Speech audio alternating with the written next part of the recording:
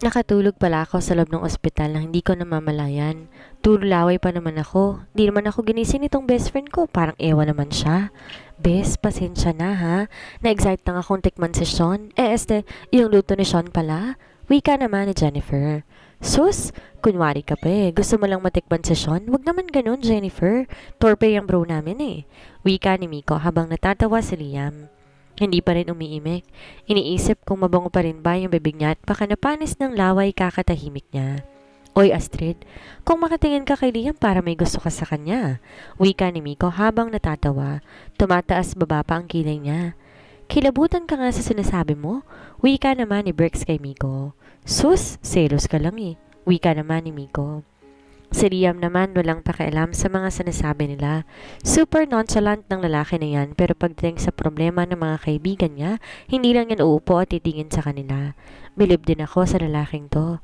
Astrid, ba't nakatingin ka pa rin kay Liam? Sa akin ka tumingin. Wika ni Brix at agad hinawakan ng mukha ko. Pinilit niya akong patinginin sa mukha niya. Agad kumunot ang noo ko dahil sa ginawa niya at kinuha ko ang kamay niya. Ano ka ba? Huwag mo nga hawakan ng face ko, it will be ruined. Wika ko naman at pinunasan to. Nanguha rin ako ng wipes para siguradong walang germs ang mukha ko. Grabe ka naman sa akin. Di naman ako madumi ah. Wika niya habang nakapout. Hindi ka bagay magpout. Wika ko naman kay Brix. Mas lalong nagmaktol. Si Brix. Tawa lang ng tawa itong si Miko sa kanya. Iiling na lang kami ni Jennifer nang dahil sa inaasta ni Brix. Parang bata ako magmaktol itong lalaking ito. Hindi ko alam kung bakit ganito kaisip bata si Brix.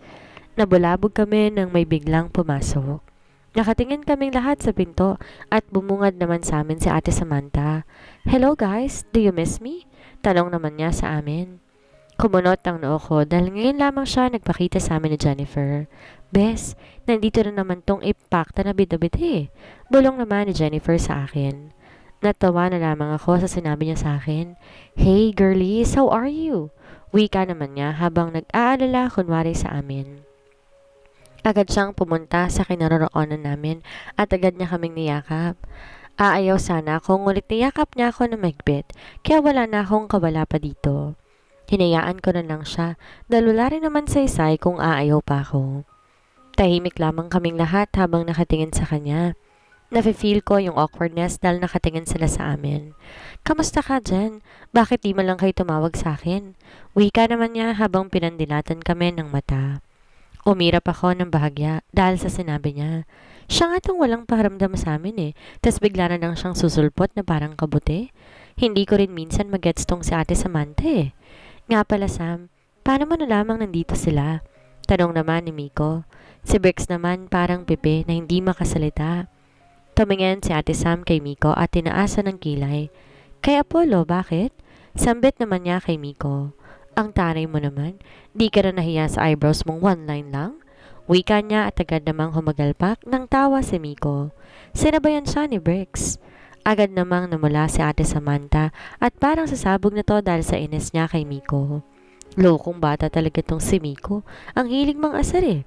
You better stop laughing. Dahil kung hindi ako mismo magpapatahimik sa inyong dalawa. Inis niyang wika habang matalim ang tingin sa dalawang loko. Si Liam naman walang pakialam. Nakatutok lang siya sa cellphone niya. Kanina pa yan eh. Hindi ko alam kung bakit di man lang siya naboboard o di kaya sumasakit ang mata niya. Pero wala, lagi lang naka-poker face at nakatingin lang sa cellphone.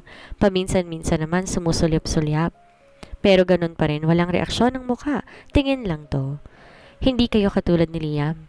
Wika naman ni Ate Samantha. Agad kumunot ang noo ko nang bigla siyang kumalma dahil sa binanggit niya lamang ang pangalan ni Liam. Agad tumingin si Liam sa gawin namin. What? Tanong niya naman nang tumingin kaming lahat sa kanya. Pre, di mo sinabi. Wika ni Brix habang natatawa. What? Wika naman niya at agad-agad kinuha ang earphones. Di mo sinabi may secret admirer ka pala? Wika ni Miko habang natatawa. Hey, you asshole! Hindi niya ako secret admirer? Ines na wika ni Ate Sam.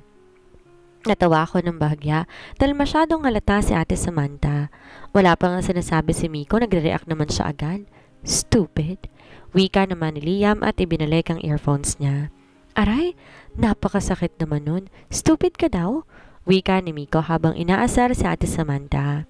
Aalis na nga lang ako. Binisita ko lang 2 to tas iinisin niyo lang ako dito. Ines na wika ni Ate Sam. Bye-bye. Call me if lalabas ka na dito. Wika naman niya kay Jennifer. Nagbeso-beso siya sa amin at di ko siya kinibo. Wala ako sa mood kibuin siya dahil wala akong gana. Pagkabukas niya sa pinto, siya ring pagbungad ni Apollo sa pinto kaya nagkasalubong sila ng tingin. Why are you here? Wika ni Apollo sa kanya habang nakakunot ang noon niya. And why are you here? Binalik lang ni Ate Samantha yung tanong niya kay Apollo. Iiling-iling ako sa 2 ito. Bumuntong hininga naman si Apollo. Binisita ko lang yung maids ko. Wika naman niya. Tiningnan naman kami ni Ate Samantha at agad na umalis. Nagtingin na naman kami ni Jennifer dahil sobrang weird naman ni Ate Sam. Nakakakilabot yung tingin niya sa amin. Bes, parang bruha diba ako makatingin? Parang may ginawa tayong masama? Wika naman ni Jen habang natatawa pa. Astrid, tawag sa akin ni Apollo. Agad akong tumingin sa kanya at hinintay ang sasabihin niya. Here's your dress and shoes. Wika niya sa akin habang may inabot na 2 bag. Kumunot ang noo ko habang nakatingin sa bag na binibigay sa akin. Aanin ko naman yan. Ines kong wika habang nakakunot pa rin ang noo. Susuotin, di ba obvious? Sambit naman ni Briggs. Pshh, may damit naman ako dun eh. Nag-abala ka pa. Wika ko naman. Ano ba bes? Tanggapin mo na. Huwag kang pabebe dyan. Wika naman ni Jen. Kinuha ko to, tinignan siya sa mga mata niya. Salamat, wika ko. Ngumiti siya bilang tugon sa sinabi ko. After nung binigay ni Apollo sa akin yung damit, pinauwi niya na muna ako. Ayoko sanang umuwi pero pinilit naman nila ako dahil kailangan daw na magsaya ako at makipag-date kay Apollo. Eto na naman. Wika ko habang nagrereklamo. Inaayusan naman ako ng baklang hiner kasi sila ni Apollo dahil kailangan daw maging presentable sa magiging date namin. Grabe, di ba ako presentable sa paningin niya? Parang ewan tong si Apollo ah. 4 na yung nagme-makeup tas may nag-aayos pa ng buhok ko. Andito si Charmaine sa loob din ng kwarto ni Apollo. Ewan ko ba dito niya ako nilagay sa loob ng kwarto niya? Hindi pa ba tapos yan? Tanong ni Apollo, nakatingin sa relo niya. Grabe ka naman sir, excited na excited kang suluhin yung girlfriend mo. Wika naman ng baklang nag-aayos sa akin. Agad akong nag-react sa sinabi niya. Hindi niya po ako girlfriend pero she's my girlfriend, yes. Pakibilisan niyo na dyan kasi magde-date kami. Wika ni Apollo na ikinabigla ko. Oh my G, totoo ba yung narinig ko? Nagtatambling na naman yung mga larva sa tiyan ko ah. Hindi ko alam kung ba't ganito yung impact niya sa akin. Gusto kong matawa pero may bumabagabag sa akin kaya kinalma ko muna ang sarili ko at hinayaang mag-disco yung mga larva sa tiyan ko. Wow, nag-blush si ma'am. Wika ng baklang nag-makeup sa akin habang natatawa. Gusto kong dumilat para tingnan ang mukha ko kung totoong sinabi niya na nagbablush ako pero agad akong winawarning nga na nag-aayos na bawal akong dumilat hanggat di pa tapos lahat. Kaya wala akong magawa kundi pumikit at maghintay na magsabi silang didilat na ako. Ayan, malapit nang matapos, konting tiis na lang sir. Wika naman na nag-aayos sa akin. Nakahinga ako na maluwag dahil tapos na ang pagtitiis ganda ko. Dilat na ma'am. Wika nang nag-aayos sa akin at agad akong dumilat at tinignan ang sarili ko. Ang ganda ko pa rin. Walang kupas ang pagiging maganda ko. Ang ganda-ganda niyo po, ma'am. Sure na sure ako in love na in love sa inyo, lalo si sir ngayon. 'Di ba, sir? Tanong naman na nag-aayos sa akin habang nakangiti ng malapad kay Apollo. Apollo, tawag ko nang dito sumagot. Naturala na lang kasi siya. Grabe, tulala lang si sir habang pinagmamasdan ka, Astrid. Wika ni Charmaine habang natatawa. Habang wala kami sa mansyon, si Charmaine muna ang naglilinis at sumasalo sa trabaho namin kaya nakakahiya dahil para kaming nakitira lang sa mansyon ni Apollo. Gala kami ng gala, kasama sina Apollo at mga kaibigan niya. Di ko alam katulong pa ba kami o part na ng squad nila, nakakahiya tuloy. Oh, yeah, she's pretty. Wika ni Apollo habang nakatingin sa malayo. Ganda, di ba, sir? Sambit naman ng mga nag-ayos sa akin. Natawa ako nang di makatingin si Apollo dahil nahihiya ata siya. Push mo na yan, Astrid. Bulong naman ni Charmaine sa akin. Natawa na lamang ako dahil munta nga itong si Apollo. Maya-maya pa pumasok naman si Mayora. Pagkakita niya sa akin, biglang tumaas ang kilay niya. Really, Apo? Binihisan mo talaga ng ganito kabongga at ginasusan mo tong babaeng hampas lupa na to? Ines na wika ni Mayora habang taas gilid na nakatingin sa akin. Para bang kasalanan ko kung ba't ako nagbihis ng ganito? Walang iya. Hindi ko nga ginustong magsuot ng ganito eh. Tita, wala ka ng pakialam sa gagawin ko. Pero kung winawalda sa tindi ang pera mo, so you better shut up. Ines na wika ni Apollo sa kanya. Di naman nakasagot si Mayora. Agad-agad na umalis. I am so sorry about what happened. Huwag mo na lang pansinin si tita. Wika naman ni Apollo habang nakatingin sa akin. Tumungo ako bilang tugon sa sinabi niya sa akin. Shall we? Tanong niya at agad niyang inabot ang kamay sa akin at tinanggap ko naman ito.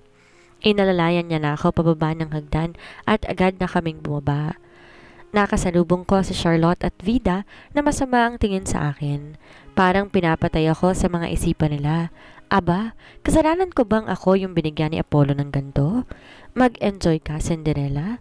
Wika naman ni Mayora habang nakangisi sa akin. Inirapan ko naman siya at umalis na kami ni Apollo ng tuluyan.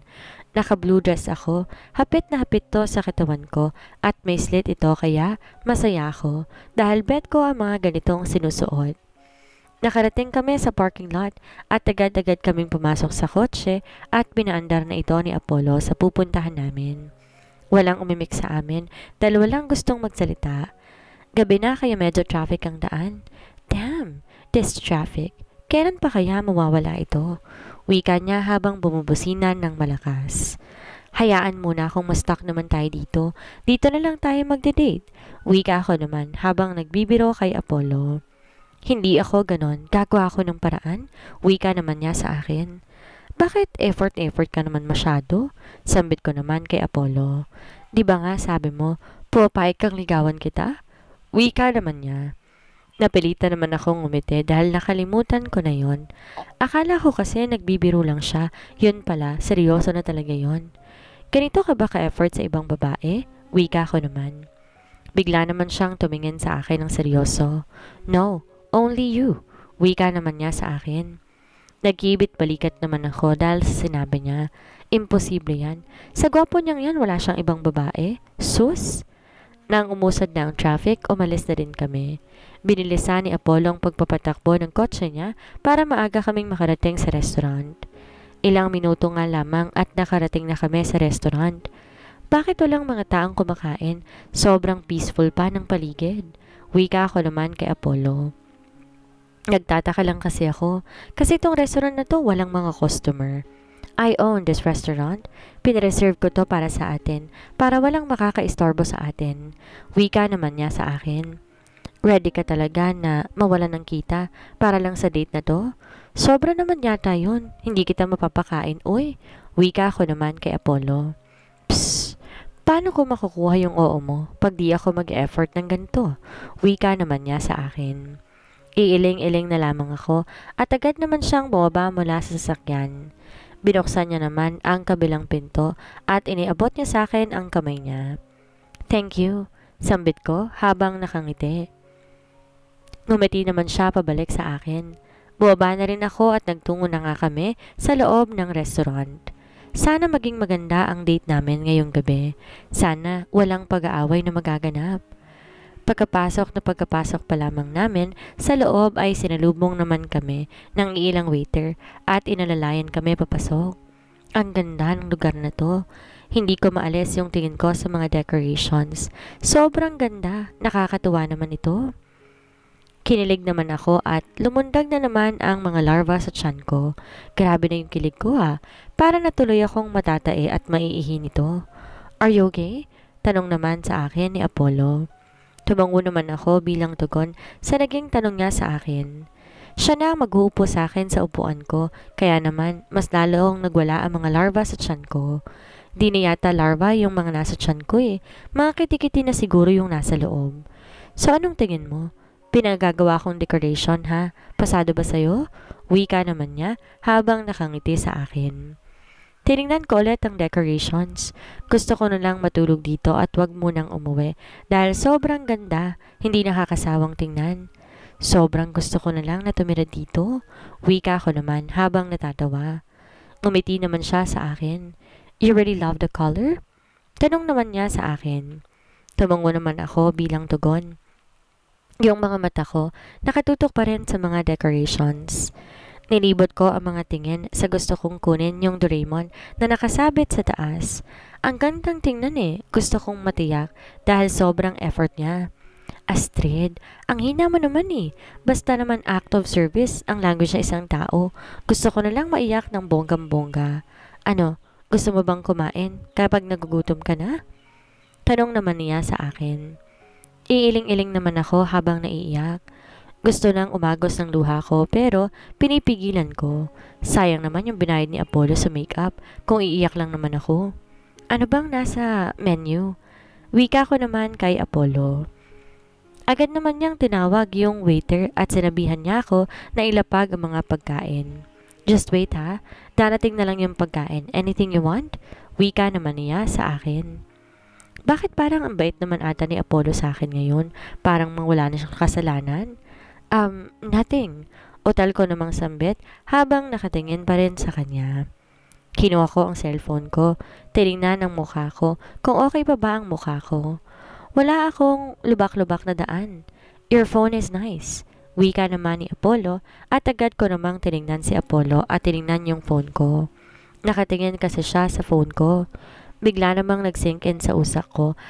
Baka naaalala niya yung gabi na yon. Baka nakita niya yung phone ko. Agad ko naman itong tinago. My phone is not nice.